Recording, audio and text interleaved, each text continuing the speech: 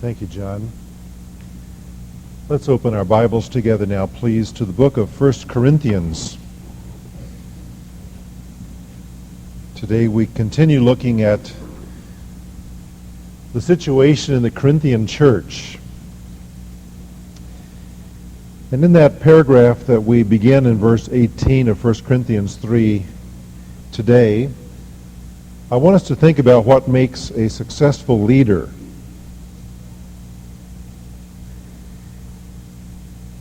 We expect leaders to be trained as well as born. Among those places where we think of them as being trained are military academies. I came across a list recently of some employee performance reports from the Royal Navy and Marine Officers Academy. These officers obviously were being evaluated in terms of what their future would hold, and I thought you might be interested in hearing some of the evaluations of these officers. One commander said regarding an officer, his men would follow him anywhere, but only out of curiosity. That's not leadership. Another said, this officer really is not so much of a has-been, but more of a definitely won't be. Get the picture on that one. Another said, since my last report, he has reached rock bottom and has started to dig. You get the picture, this guy's in trouble. This could probably go for a few teenagers, too. Works well when under constant supervision and cornered like a rat in a trap. And this is one that I can identify with. I don't know about you. The officer in charge says, when she opens her mouth, it seems that this is only to change whichever foot was previously in there. Can you identify with that one? But one of my favorites is, this officer should go far, and the sooner he starts, the better. Leadership. Well, we're going to see here today in the text before us that Paul talks about leadership in a sort of an indirect way. Important lessons for us, though, in whatever role of leadership we have. We're going to apply it especially to ministry leadership, but believe me, it applies in your family, it applies in the company you work for, or whatever arena where you are one who exerts influence over others. What we talk about today is very practical for you. Now, I remind you that the first concern of Paul's heart as he writes this church in Corinth centers on the divisive attitude which the congregation had toward leaders. In our study last week, we saw that Paul is reminding these people that each of their leaders is unique, but that they are all equal. That is, they're all nothing really in comparison to God. They shouldn't boast in leaders who really are nothing when one considers God. He speaks about the diversity of gifts, but the fact that they function as a team. And therefore, don't divide the team up by picking your favorite leader. He says each one will receive his own reward for his faithful labor. He reminds them that they belong to God. The leaders belong to God, not to the Corinthians. And that God's purpose for them is to build up the church. And so Paul's point is, if that's God's purpose in your leaders, to build you up, then why are you tearing yourselves down over the personalities of your leaders by picking your favorites and dividing yourselves into parties? He has two summary exhortations to these celebrity-conscious believers, and that's what we begin with in verse 18. He says, let no man deceive himself. If any man among you thinks that he is wise in this age, let him become foolish, that he may become wise. For the wisdom of this world is foolishness before God. For it is written, he is the one who catches the wise in their craftiness. And again, the Lord knows the reasonings of the wise, that they are useless. So then, let no one boast in men, For all things belong to you, whether Paul or Apollos or Cephas or the world or life or death or things present or things to come. All things belong to you, and you belong to Christ, and Christ belongs to God. In this summary of exhortations, he says, first, let no man deceive himself.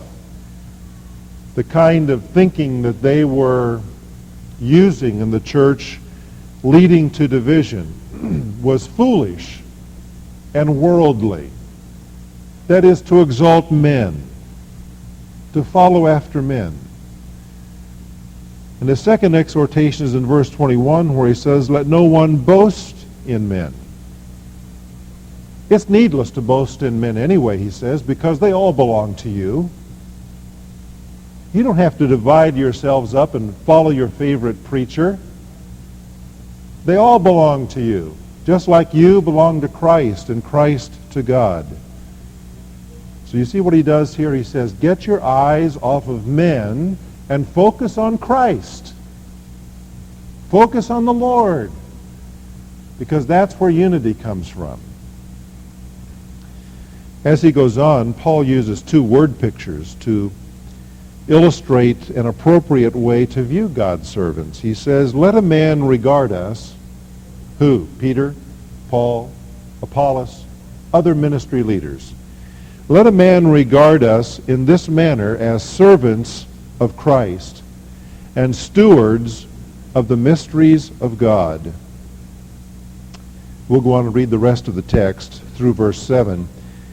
In this case, moreover, it is required of stewards that one be found trustworthy, but to me it is a very small thing that I should be examined by you or by any human court.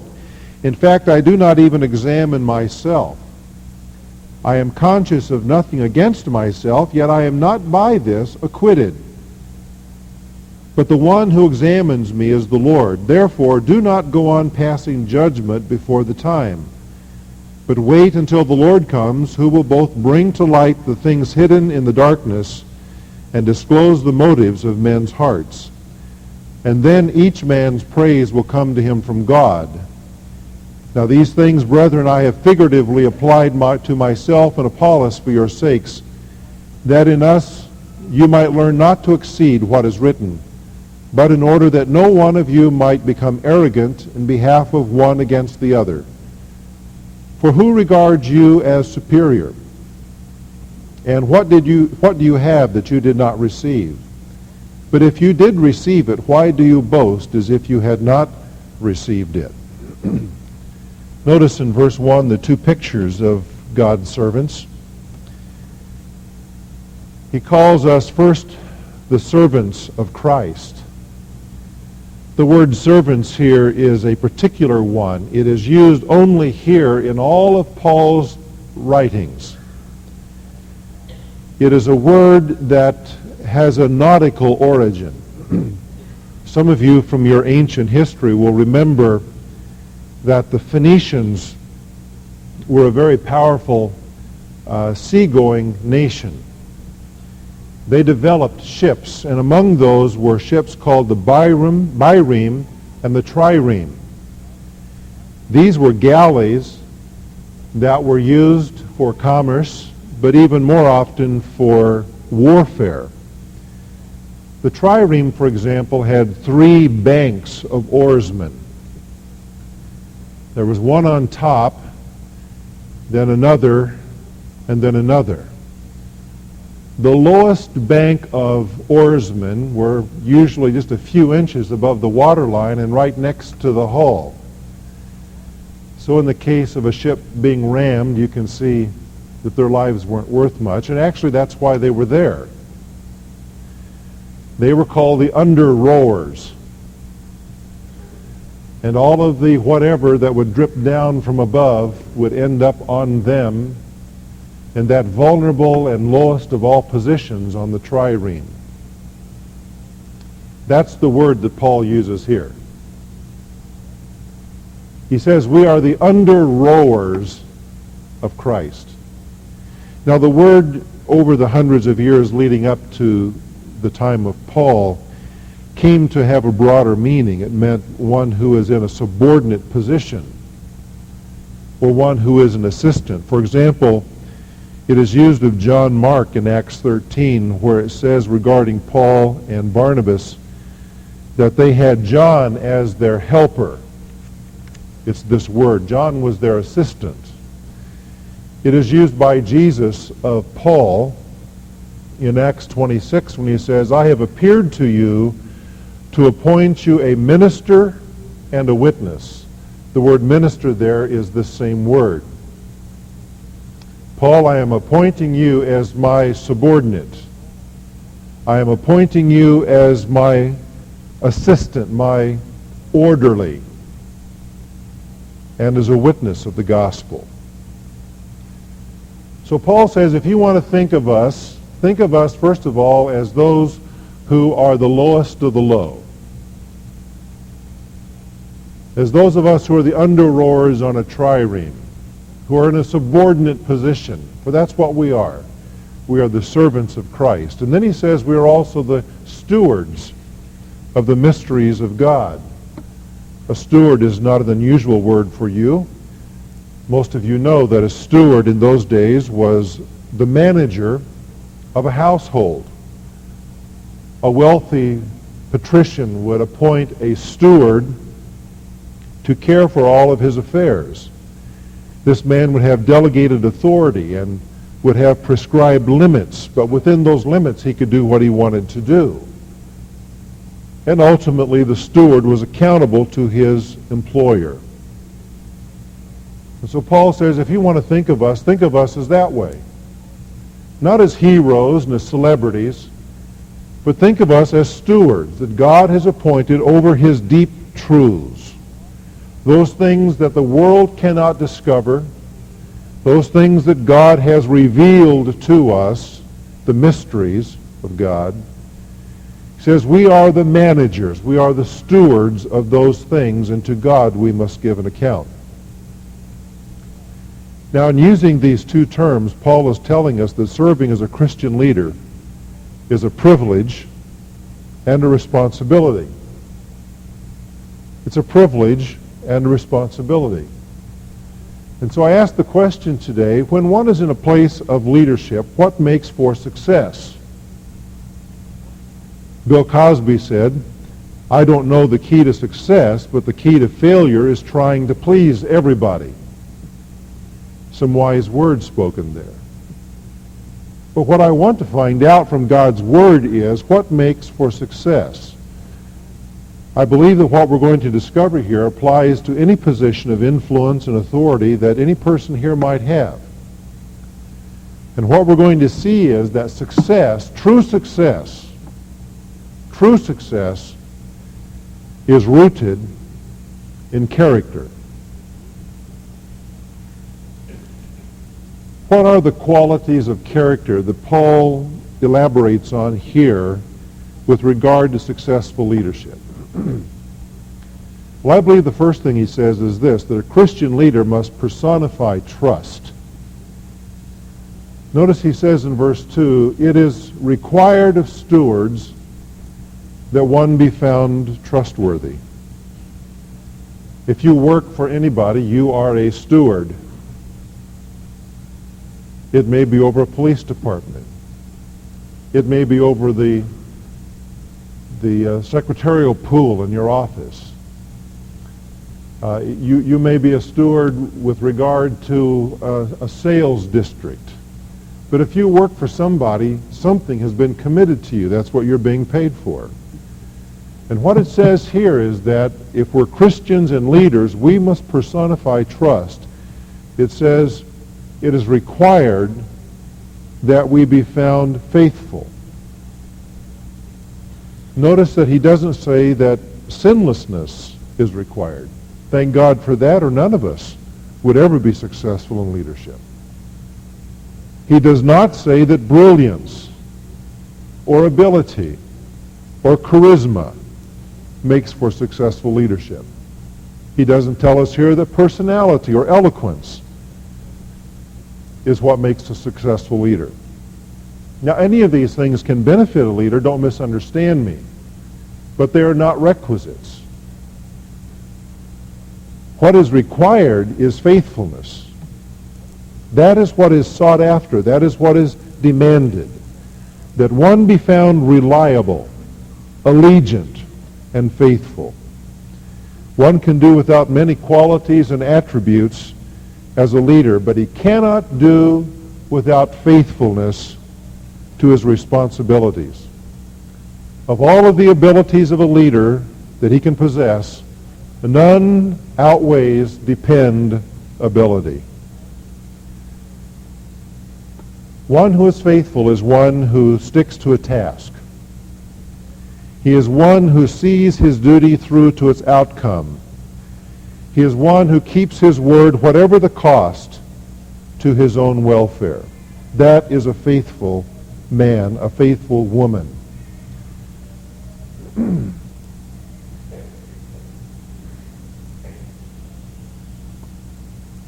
God requires us to be faithful. He does not require us to have certain talents. In the end, a person who is an employer or who is a master wants to know that those in whom he has invested leadership will be faithful, that he will be counted on. I believe that we are in a crisis of trust in our society. I believe that we're in a crisis of trust with regards to personal relationships, to marriage, to friendship. I believe we're in a crisis with regards to business, to the media, to politics. Herbert Hoover said in an article in the New York Times, August 9, 1964, "When there is a lack of honor in government, the morals of the whole people are poisoned." Can you identify with that? Let me read you a couple of quotes. In 1971, this United States senator said, "It is my personal feeling that the legalization of abortion on demand is not in accordance with the value of human life. Wanted or unwanted, I believe that human life, even at its earliest stages, has certain rights which must be recognized, the right to be born." This same United States senator, a few years later, said this, "Many of us opposed this legislation, that is the Partial Birth Abortion Ban Act, and believe it should not pass in any form. This measure is the latest attack by some of our colleagues in their continuing all-out assault against a woman's constitutional right to choose whether to continue her pregnancy." The same man, a senator from Massachusetts that I will not name.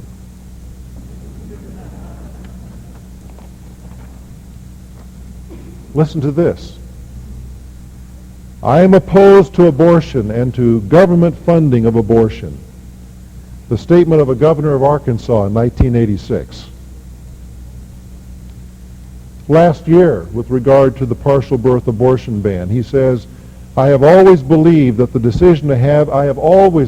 he says, that the decision to have an abortion generally should be between a woman, her doctor, her conscience, and her God," as he vetoed that bill protecting the life of babies. We have a crisis of trust in our society, and it's on all levels. We have media that demand the right to publish whatever they want to publish. The problem is, can you trust what they publish? If we cannot trust what they publish, should they have the right to publish it? That has to be asked. Does a population have to allow itself to be lied to?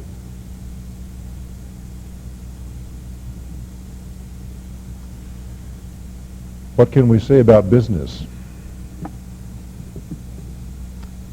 And the kind of dishonesty and shady dealings that are going on in all levels of business. Now, I'm not saying everybody's dishonest. Please don't misunderstand me. But I think most of us are aware today that in our society we have a crisis of truthfulness. And what the American people are longing for are people who will simply tell them what they really believe and who will act upon it. We are looking for people we can trust. And I'm telling you that if you're that kind of a person, you will be successful. Now, you may not work in a company that honors truthfulness. You may not get the promotion that you would like to get because you are an honest and truthful, trustworthy person. That doesn't mean that you're not successful. Success may be not getting that promotion. If in getting it you have to compromise your character. A Christian leader must be trustworthy, must be faithful. The story is told about a bank employee who was due for a healthy promotion. One day he went down to the cafeteria of the bank to eat, and little beknownst to him, the president of the bank was behind him in the line and saw this employee take 2 pats of butter and hide it under his bread so that he wouldn't have to pay for 2 pats of butter. And you know what? The president of the bank noted that act of dishonesty, and it cost him his promotion. For 10 cents of butter, the man did not get what he was longing for. People are looking for trustworthiness in leadership. And so my point is, determine in your heart to be a person worthy of the trust of others.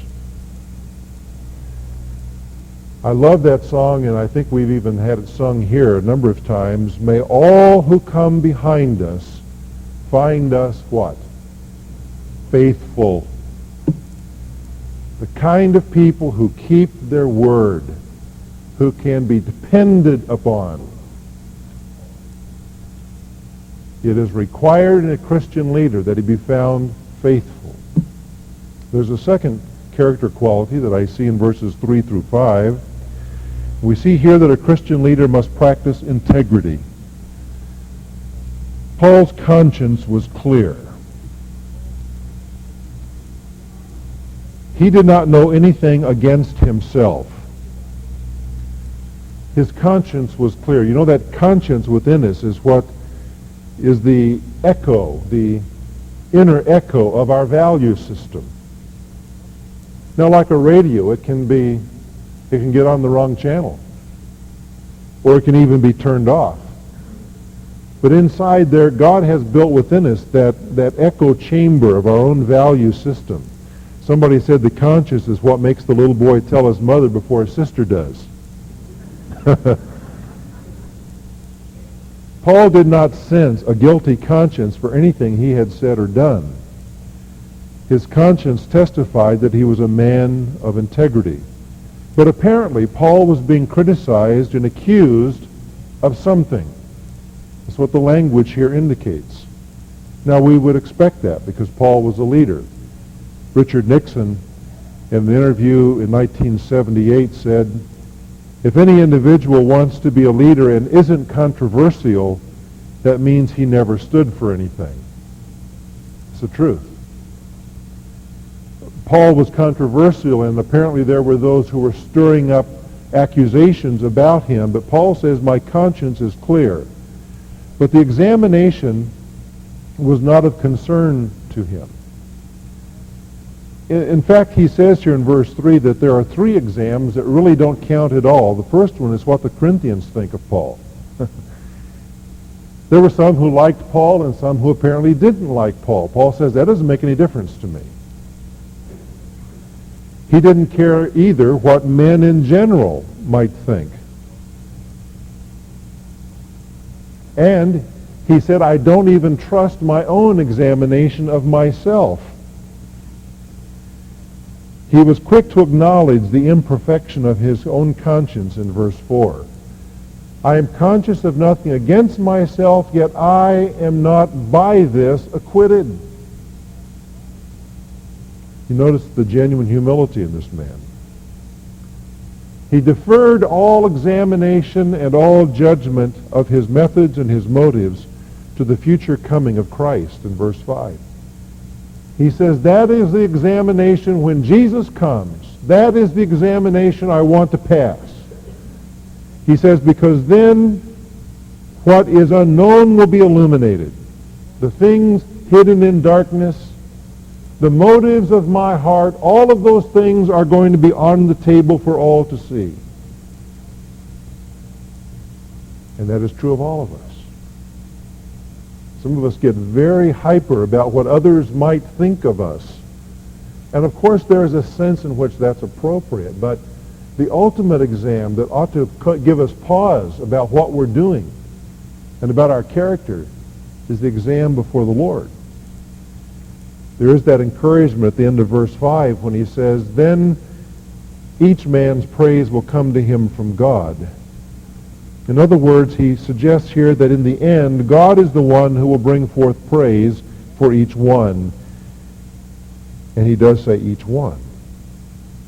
The sub-point here really is that we must be very careful about critiquing others, about putting ourselves into the business of trying to examine their motives.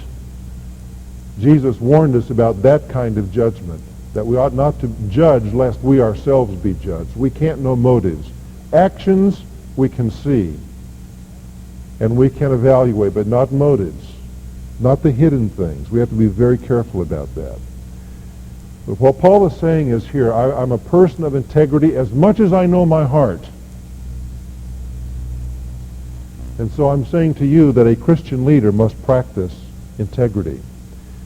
The point is, set your goal to be a person who lives before God with a clear conscience. A clear conscience. Oscar Wilde was born in 1854 and died 46 years later. I'm sorry to say, being of Irish extraction, that he was as well. But he went on from his Irish roots to write for Britain and all of the English world some rather remarkable materials, including plays that were reflections upon his time. Oscar Wilde was a rather eccentric person and married and had 2 children, but in the end was gay. His life and the way he lived it became an open scandal in all of Victorian Britain. And in the end, here's what he said: I let myself be lured into long spells of senseless and sensual ease. Tired of being on the heights, I deliberately went to the depths in search of new sensations. I grew careless of the lives of others. I forgot that every little action of the common day makes or unmakes character. And therefore, what one has done in the secret chamber, one has someday to cry aloud from the housetop. I ceased to be lord over myself. I was no longer the captain of my soul and did not know it. I allowed pleasure to dominate me. I ended in horrible disgrace. Do you find that as sad and tragic as I do?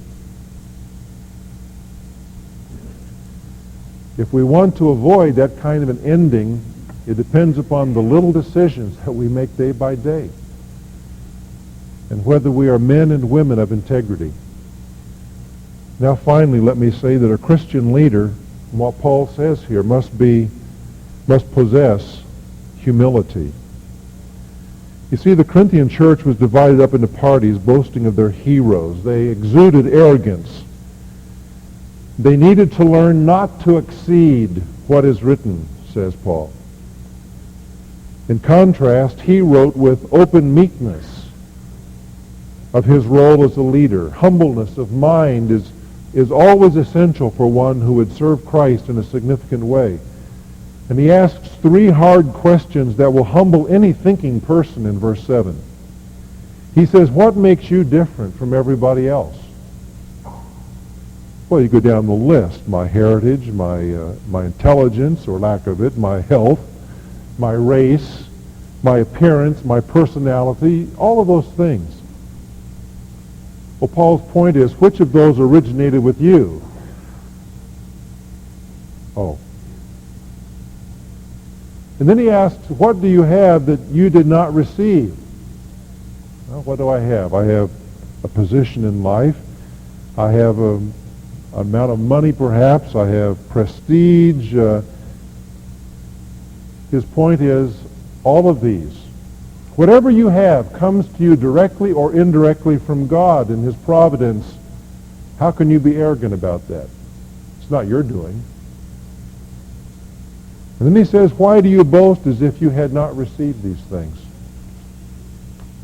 But isn't that what we do in our society? You see, if we want to be a successful leader in the eyes of God, we must be people who possess humility. Dr. Paul Rees said, if you want a picture of success as heaven measures it, of greatness as God views it, don't look at the blaring bands of Broadway. Listen rather for the tinkle of water splashing into a basin, while God incarnate in humility that makes angels hold their breath, sponges the grime from the feet of his undeserving disciples. That's success. That's greatness as God views it. That is the spirit that will make you stand above all of the rest. That is what will make you successful in God's evaluation. So my point is, seek to lead a Christ-filled life of balance, having a healthy perspective of who you are and yet regarding others as more important than yourself and seeking their welfare. In the end, success is not so much what you and I do, but what we are. Success is not so much what we do as what we are. Success is rooted in character. Helen Gahagan Douglas, in a speech in Marlborough College in 1975, said, character isn't inherited. One builds it daily by the way one thinks and acts, thought by thought, action by action. She's right.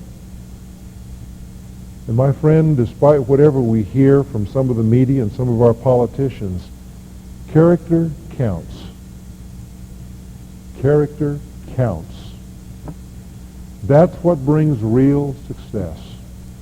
And so my plea for all of us today, in whatever role of leadership we have, be it ministry or be it somewhere out there in this broad, wide, exciting world that we have, let us seek to be men and women who are successful in the eyes of God by having the kinds of character qualities that Paul points to in his word. Let's bow together in prayer, please. Father, it is my prayer in Jesus' name that you will give each of us a deep hunger to be men and women who are successful leaders. And whether that brings us acclaim in the evaluations of this world or not, I pray that we will seek to be those kinds of leaders so that one day when we stand before you for the final exam, we'll receive the praise that is due.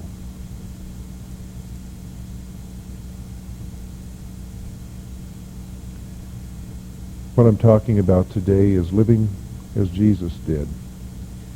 But there's something I need to make very clear to you.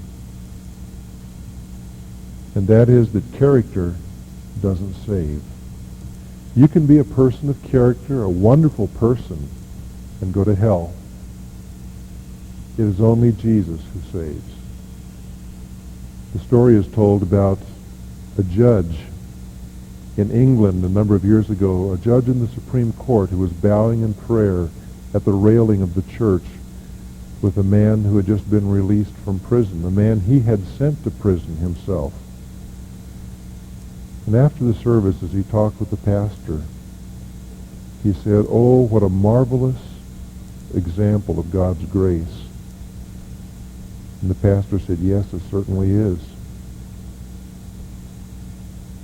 And the judge said, "No, I don't think you understand what I mean." He said, "It's one thing for that criminal to be there, forgiven, a Christian. But he said, what an example of God's grace that I, a person who was raised in the church, who grew up saying prayers, being a righteous kind of person, that I should one day recognize my need for a Savior and be able to kneel at the railing." What amazing grace of God. You see, character counts, but character doesn't save. Only Jesus saves. And he saves when we allow him to come into our hearts and into our lives and to forgive us of our sins, for we're all sinners. And then to make us the new people that he wants us to become. I hope you've done that today. If not, that you will today ask Jesus Christ to come into your life right now as an act of faith. Lord, I pray that we might today walk as new people, those who have been created in the image of Jesus Christ, who are alive in him, being forgiven of all of our sin, and being alive and being forgiven, being also made new creatures. Help us to walk in this world with that sort of a countenance and that sort of a character, that others will know that we belong to Jesus Christ. In his name I pray. Amen.